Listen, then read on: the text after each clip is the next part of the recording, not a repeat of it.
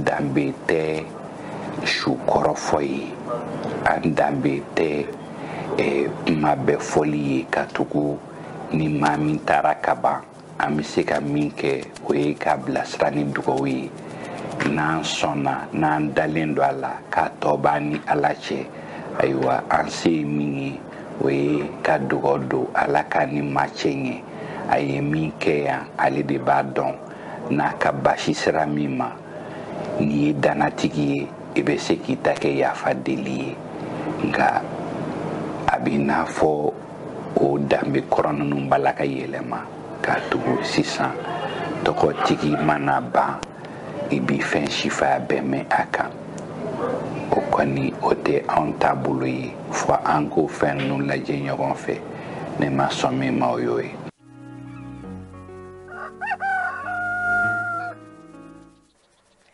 Alexis Masson hakilina min ma bi o de tun ye nin ye. An bɛ Musa Bankali ka ale fo. Anw ka don maa welelen ale bisimila wagati o sera.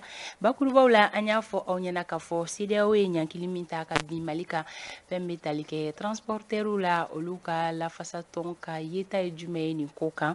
Sɔgɔmada in na an bɛna kuma di Adama Kulibali ma ka bɔ transporteurs ka lafasatɔn kɔnɔna na. A bɛna ɲɛfɔli k'an ye CEDEAO kɔni ka ɲankili wale a kɔlɔlɔ kɛra fɛn min ye transporteurs kan. A bɛna da don la, an ka jɛ k'a lamɛn. Isa Kaba ka nɛgɛjuru sira fɛ.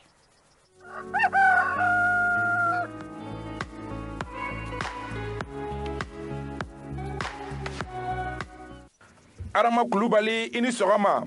Anba Isa i ni sɔgɔma. Adama e ye transporteurs olu ka syndicat maa ɲɛmaa ye Centrui min bɛ mɔbiliba bolilaw olu ka syndicat kofɔ. Kabi sanction binna an ka jamana kan, an b'a dɔn k'a fɔ aw ɲiyɔrɔba bɛ a ko la. A degun jumɛn bɛ aw kan bi bi in na ni o bɛ se ka ɲɛfɔ? Bon Isa, n b'i fo. Foli diyara n ye. N bɛ Renouveau lamɛnbaa bɛɛ fo. U bɛɛ y'i laminɛ. Isa, an ka jamana wari tɛ yen. Fɛn fɛn bɛ se Mali la, mobili de bɛ na n'a ye. Donc transport, a ka transport kɔnɔla la, Mali jɔliko la, transport ye senba de y'a la. Siga t'a la.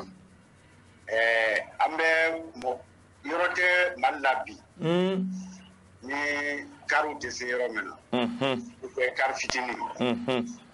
Donc anw fɛ ni sanction illégale ni même binna an kan, n'Ala sɔnna transporteur u b'u tɛ siri pour que ka jamana bɔ nin jɛnga kɔnɔ.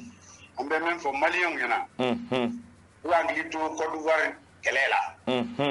Côte d'Ivoire kɛlɛ tuma na 80% an ka marchandise bɛɛ tun bɛ Côte d'Ivoire de.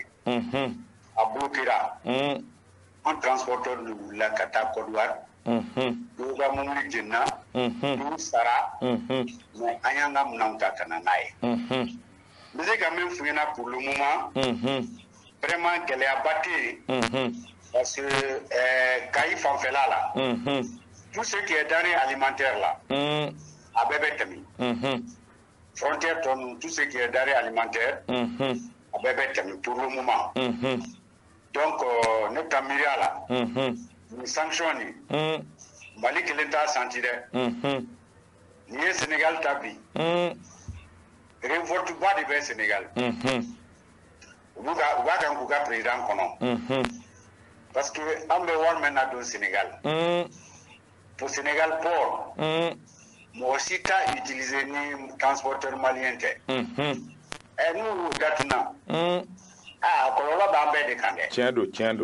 Donc pour le moment, vraiment an tɛ sirilen don. Ayiwa Kulubali, an b'a dɔn k'a fɔ hali n'o y'a sɔrɔ aw y'a fɔ gɛlɛyabaw t'a la ka sababuya kɛ aw yɛrɛ ka fasoden ɲumanya, aw bɛ ka degun dɔw kun aw yɛrɛ kan, nka aw bɛ se ka dɛmɛ cogo di walasa baara ninnu a ka se ka ɲa ka sababuya kɛ a ko tɛ taa degun dɔɔni kɔ dɛ. Polisiw n'a ɲɔgɔnna olu bɛ se ka aw dɛmɛ k'aw ka baara nɔgɔya cogo di? Wa Isa, vraiment ye kuma ɲuman de ye question ɲuman de poser. An b'a ɲini gouvernement fɛ carburant prix yɛrɛ la. A yɛlɛnna? Carburant prix yɛrɛ la, u k'a lajɛ taji feerelaw fɛ.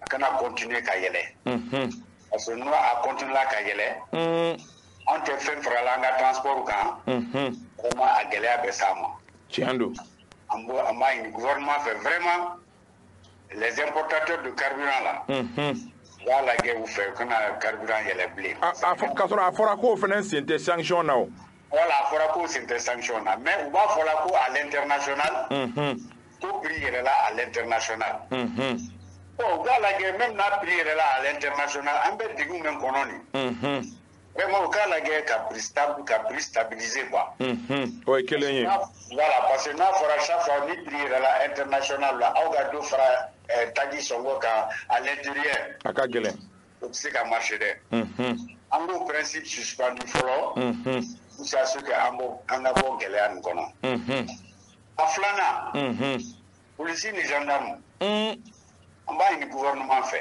a gɛlɛya b'an kan dɛ isa n'i bɔra bi k'i bɛ taa Segu Bamako bɔda la n'i ma 1000 di i tɛ tɛmɛ o daminɛna tuma jumɛn a mɛnna bi ko tɛ nka a daminɛna a mɛnna o mais an ye kuma kɛ an dɛsɛra y'a faamuya n'i bɔra yan n'i taara Fana poche la f'i ka wari sara Fana poche la n'i bɔra n'i taara Segu poche la f'i ka ale 1000 sara bon Fana ni Segu tɛla la motobatiw bɛ yen n'u ye gendarme ye n'i ma 400 di i tɛ tɛmɛ y'a dɔn an b'a ɲini gouvernement fɛ vraiment aw ko bɛɛ k'i cɛsiri n'u fana ka o baara dabila ayiwa parce que an ka pièces dafalen don n'u nana même n'i ka pièce dafalen don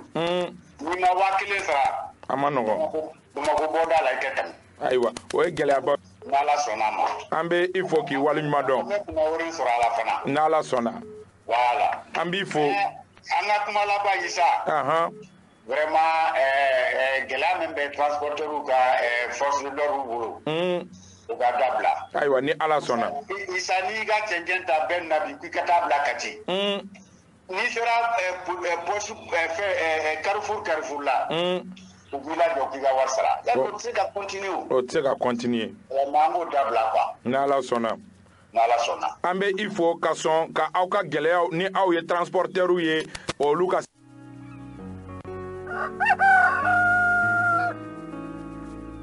Adama Kulibali anw ka dɔw ma welelen tun don a ka laseliw tun ye nin ye fɛn min bɛ tali kɛ transporteurs olu ka lafasatɔn a kumana olu tɔgɔ la faamuyali ko ɲuman bɛ ɲini bɛɛ fɛ Amadu sisan an bɛ an sɛnsɛn ka taga génie militaire kɔnɔna la an bɛ taga Isa Kaba Sidibe sɔrɔ yen nɔ bi walawalali bɛ na tali kɛ kumakun min kan o de ye funérailles nationales ye i n'a fɔ aw bɛɛ lajɛlen b'a kalama k'a fɔ ko Mali bɛ sanga bonda la sabula an ka jamanakuntigi kɔrɔ Elhaji Ibrahim Boubacar Keita ale kɔni taɲara dimanche tɛmɛlen janajaw olu baaraw bɛɛ lajɛlen bɛna kɛ bi génie militaire kɔnɔna la base kan kɔnɔna la o la anw bɛna Isa Kaba wele ka bɔ o yɔrɔ la a bɛna an kunnafoniya.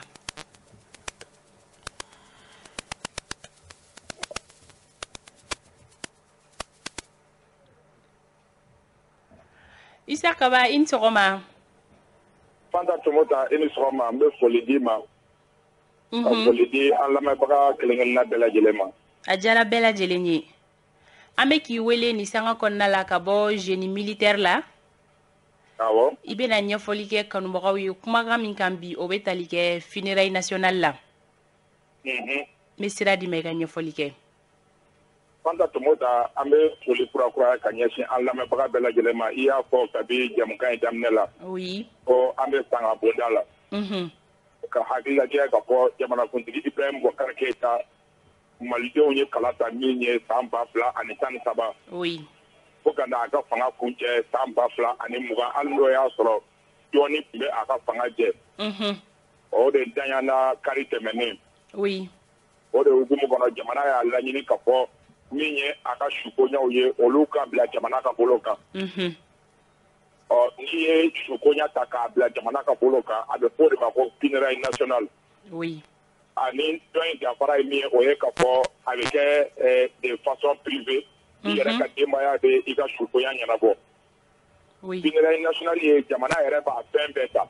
Nka ni o kɔrɔ dɔrɔn mɔgɔw bɛ a nafolomayɔrɔ de o tɛ a nafamayɔrɔba yɛrɛ ye k'a fɔ ko jamana bɛ nafolo de don a la ko o de ye a nafamayɔrɔ ye ayi o t'a nafamayɔrɔ ye funérailles nationales na suguya ye 2 ye funérailles nationales bɛ se ka kɛ civil kunda maa min n'i ye jɔyɔrɔ fa jamana kɔnɔ jamana b'a dɔn k'a fɔ i ye jɔyɔrɔ min fa o kama jamana kan ka i ka sukonya kɛ koba ye ka jamana drapeau n'a bandere a ko kan ka kɛ k'o kɛ a filanan ye min ni o ye funérailles militaires ye i b'a dɔn k'a fɔ surasiw olu ka sukonya ani tɔw ta fana tɛ kelen ye généralement o bɛ kɛ maa minnu ye o ye finitigilakaw ye nka jamanakuntigi kɔrɔ i b'o jate k'a fɔ o kɛra chef d'état major général de l'armée n'i y'a ta ka jate i b'a ye k'a fɔ chef suprême de l'armée i bɛ fanga la wagati min surasiya gundo bɛɛ bɛ da i tigɛ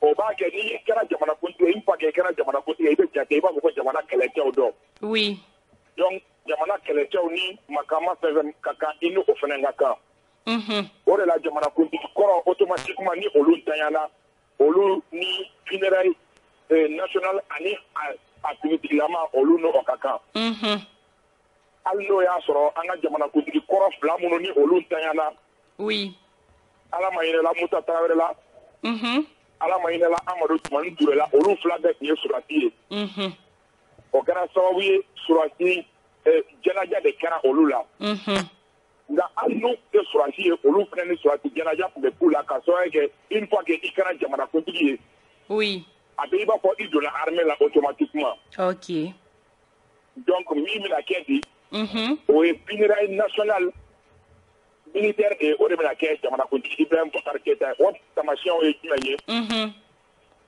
fanfare nationale bɛ kɛ yen nɔ surasiw bɛ tagama tagama i tɔgɔ la fure fana bɛ ta i b'a fɔ ko furew bɛ ta cogo min ko o ko ni o bɛ kɛ surasi cɛdenw ye ni u tanyana o bɛɛ lajɛlen bɛ k'i ye ka surasi jɔnjɔn ani jɔnjɔnba yɛrɛ tɛ ye ka o kɛrɛfɛ fana ni i b'a ye k'a fɔ cérémonie civile minnu ni olu bɛ ani hommage minnu kan ka arandi olu fana bɛ arandi ani jɔnjɔnba dɔ bɛ yen nɔ o fana bɛ da a fure kan Kaba e bɛ kɛnɛ kɔnɔ yen nɔ yalima jateminɛ kun fɔlɔ ye jumɛn ye i ɲɛ bɛ mun ni mun na kɛnɛ in kɔnɔ yen nɔ nin wagati la hali n'o y'a sɔrɔ jama bɛɛ ma kɛnɛ sɔrɔ nka kɛnɛ yakubayara ka ban min ye anw kunnafonidilaw kɔni ye olu caman ye kɛnɛ sɔrɔ kabi wagati jan ka fara kunnafonidilaw kan n'i ye kɛnɛ yɛrɛ jateminɛ kɛnɛ bonyalen don kosɛbɛ camancɛ la Mali drapeau camanba olu bɛ yen nɔ nka kɛnɛ camancɛ la jamanakuntigi Ibrahim Boubacar Keïta ale ja o bilalen bɛ fugula finman b'a kunkolo la fini finman b'a la mɔgɔ caman bɛ ja in dɔn a kun birilen don o ja bɛ yen nɔ nka kɔfɛ fana ni a kɛlen jamanakuntigi ye a kɛlen jamanakuntigi ye tako 2nan la forokiyaba min tun bɛ a la ka jamana koliyeba don a kana o fana belebeleba bɛ yen nɔ n'i ye kɛnɛ yɛrɛ kɔnɔna ta ka jate i b'a ye k'a fɔ maaba caman ye kɛnɛ sɔrɔ ka ban i n'a fɔ honorable Musa Temine n'ale tun ye assemblée o ɲɛmaaba ye an ɲɛ bɛ o la kɛnɛ kɔnɔ ka ban an ɲɛ bɛ Mamadu Dikɔr Jara n'o tun ye Ibrahim Boubacar Keïta yɛrɛ ka ministre kɔrɔ ye ayiwa surasi ɲɛmɔgɔ caman fana bɛ yen nka Fanta Tomota mati bɛ mɔgɔw nun na nin wagati ninnu na i tɛ bɛɛ identifier joona nka min ye gouvernement mɔgɔw kɔni ye ani o tɔw olu annoncelen don an ɲɛ bɛ protocole présidence protocole mɔgɔw olu ka wulikajɔ bonyalen don o bɛ a yira an na k'a fɔ ko ni ala ma basi kɛ fangacɛ furancɛ fanga ɲɛma Asimi Goyita o kɔrɔ ye k'a fɔ k'ale bɛ sɔn ka ye kɛnɛ in kan ayiwa ni kɔni ye taa ni ka seginw jateminɛ i b'a ye k'a fɔ yɔrɔ bouclelen don kosɛbɛ ni min ye finitigilakaw olu kɔni bɛ fan 14 bɛɛ lajɛlen fɛ kabi kan in da la i b'a ye k'a fɔ finitigilakaw bɛ yen nɔ o b'a yira k'a fɔ gɛrɛndɛ bɛ yen dɔɔni jateminɛ kɛlen don mɔgɔ minnu bɛ don ani mɔgɔ minnu tɛ don nka Fanta Tomota taamasiyɛnba min bɛ yen o ye k'a fɔ muso minnu kɔni bɛ kɛnɛ kan ciman bɛ a caman la hali hôtesse minnu bɛ kɛnɛ kan bi u kɛlen don ka fini ciman de di o hôtesse bɛɛ lajɛlen ma tapi rouge an b'o dɔn ka kɔrɔ nka bi tapi noir de bɛ kɛnɛ in kɔnɔ o ye kunnafoni ye minnu ni olu kan ka di joona joona. Ok Amadu bɛ yan nɔ a bɛna ɲininkaliw tɛnku i la. Kaba i ni sɔgɔma. Amadou El Konare ni sɔgɔma. A yɛrɛ k'a fɔ jamana kuntigi kɔrɔ fure ko a suturali bɛna taa kɛ a yɛrɛ ka denbaya la ko a tɛna taa kɛ Bamako sɛlɛdo wɛrɛ la. Yala i ye kibaruya jɔnjɔn jumɛn sɔrɔ o kan ani o suturali kɛyɔrɔ la yala o kow bɛna kɛ cogo di? Ayiwa o ko bɛ cogo min i yɛrɛ y'a fɔ comme Renouveau y'a décidé ka événement in bɛɛ lajɛlen retransmission kɛ direct la téléphone fɛ. Aw ni ne mana tila sisan an hakili la Umaru Baro Sidibe ale kan k'a sigi. An bɛ baaraw kɛ nka o suturali kɛnɛ kan Janjo Masa ni Sori Ibrahim Diallo olu kan ka kɛ yen nɔ. An ye kibaruya sɔrɔ ko baara kunfɔlɔ ne y'a fɔ a suratilama o de bɛna kɛ génie militaire la yan nɔ. Kosɛbɛ kosɛbɛ. Ni an bɔra yen na an kɔni ye kibaruya sɔrɔ ale jɛmukan wɛrɛw la radio wɛrɛw la k'a fɔ ko suturali bɛɛ lajɛlen bɛ kɛ tɛbɛni kɔrɔ. Tabarikala yala yɔrɔ suturali ninnu kɔni kɔnɔna la i bɛ k'a ka denbaya ni faga ɲɛma kuraw cɛ est ce que i ye gɛlɛya jate minɛ ŋunuŋunu dugu jukɔrɔ ko foyi t'a ko la fɔlɔ? Non, an ma o jate minɛ i bɛ k'a ka denbaya. Tabarikala. Baka nɛgɛjuru janfa Amadu. Kosɛbɛ. N dalen b'a la k'a fɔ kunnafoni nafama fanba dira. Nɛgɛjuru kɔni an janfa. Kosɛbɛ. Ka kaba fɔ a ka timinandiya la. Hakilinaw bɛɛ faamuyana. Renouveau yɛrɛ y'a kanu tɔmɔta fɛn bɛɛ maa caman bɛ u b'a kalama. Fɛn caman bɛ Renouveau yɛrɛ b'a kanu ka musakaw don a la walasa filɛbaw ni lamɛnbaw bɛ se ka fɛn ninnu sɔrɔ ka bɔ kunpa la o ko masinaw la. Misaliya la i b'a ye cérémonie ba ninnu caman bɛ an ka maaw bɛ minɛn bɛɛ cɛ ka taa k'a kɛ directement ye. Kaba allo. Oui kuma b'i bolo i ka intervention laban in kan. Oui, ngo i bɛ k'a yɛrɛ masuruna mɔgɔ caman bɛ an ye minnu ye kɛnɛ kɔnɔ ka ban i n'a fɔ Asari Amerika wa a n'a ɲɔgɔnnaw ani honorable Jara Suba ninnu olu kɔni caman sera kɛnɛ kɔnɔ sisan. Tabarikala. An b'a dɔn k'a fɔ n y'a fɔ cogo min baara in bɛ to Renouveau FM ani Renouveau télévision sanfɛ fo ka tile journée ban o b'a jira k'a fɔ nin ye baara ɲɛbila baaraw ye. Kosɛbɛ. An bɛ min fɔ ka bɔ kuma la dɔrɔn o ye ka dugawu don Ala ka lahara sɔn suma ye a y'an kɔn kiti minɛ Ala k'o nɔgɔya ŋaniya fɛn fɛn tun b'a la ka jamana in jɔ ni a ma se k'o kɛ Ala k'o nɔgɔya jamana marabaga fɛn fɛn bɛ nalen walasa olu ka se k'o baaraw kɛ Amadou El Konare ani Fanta Tomota. A diyara an ye.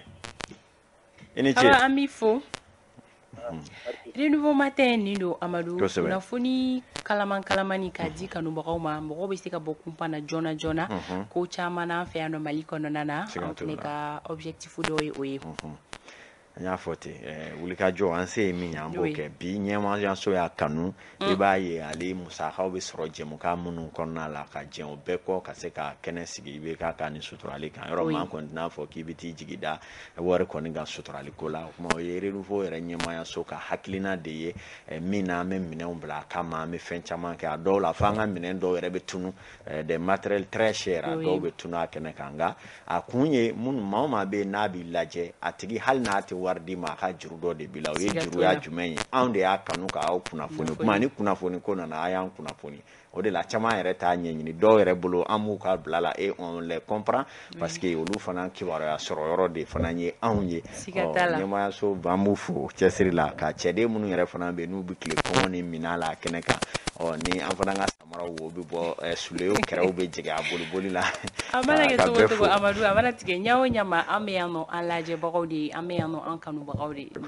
gɛlɛya fɛn mana sɔrɔ o kɔnɔna na ni minɛn mana da jigin an bolo don min ko o fana ka faamu ko don bɛ mankan siga fosi tɛ a la wa den fɛnɛ bɛ bi a tabaga de bolo essence yɛrɛ bɛ ban fo an bɛ mobiliw pousser ka kuluba yɛlɛ nin bɛɛ b'a la bɛɛ lajɛlen bɛ fo nin bɛ dan sigi sɔgɔmada in na jɛmukan na Amadu an bɛɛ lajɛlen bɛ fara ɲɔgɔn kan ka dugawu don kɛ Mali jamanakuntigi kɔrɔ Ibrahim Boubacar Keita ko Ala ka saya kɛ a ma lafiya ye. Amin amin. Kumakan laban wagati banna. Politiki n'a ka giri minnu bɛ yen nin y'olu kɔni nɔgɔyalen ale kun kan sabula a fɔra saya bɛ da sigi fɛn bɛɛ la hali i b'a ye waati nataw la da bɛ don olu la hali équipement militaire ko kuma minnu bɛ fɔ i bɛ ka tun bɛ faga n'a yuruku kuma minnu bɛ fɔ n'i bɛ ka tɔgɔba dɔw kiri la i bɛ ka taa fa kɔni bɔra a bɛɛ la pewu ka sababu kɛ saya bɛ dan sigi fɛn bɛɛ la yan kow bɛɛ kan dugukolo sanfɛ. Siga fosi t'a la saya ale de ye laban ye Ala k'an yɛrɛ ɲɛ yan'an ta don cɛ anw ka dibila baarakɛbagaw foli belebeleba bɛ ta ka di olu ma bi Seydina Umar Keita ale bɛ réalisation na Asi Damele ale bolo bɛ nɛgɛw kɛrɛfɛ la diffusion kɔnɔna la jɔn min bi bad de be ya bad an okay ka bad Boubacar Jara bad walma Z walma Badara Aliou an ka foli bɛ u bɛɛ lajɛlen ye Zie Burama Kone ka fara Mohamed Touré kan an fɛnɛ bɛ foli badi u ma u ka wulikajɔ ka bon jɛmukan in tagabolo ɲuman olu la ka bɛɛ lajɛlen fo ka bɛɛ waleɲuman dɔn bi juma jɛmukan bɛ datugu yan yɔrɔ la tɛnɛndon 7h15 ni Ala ma ko kan na an bɛ segin ka ɲɔgɔn lasɔrɔ yan nɔ renouveau matin wɛrɛw kɛnɛ kan bon week-end à vous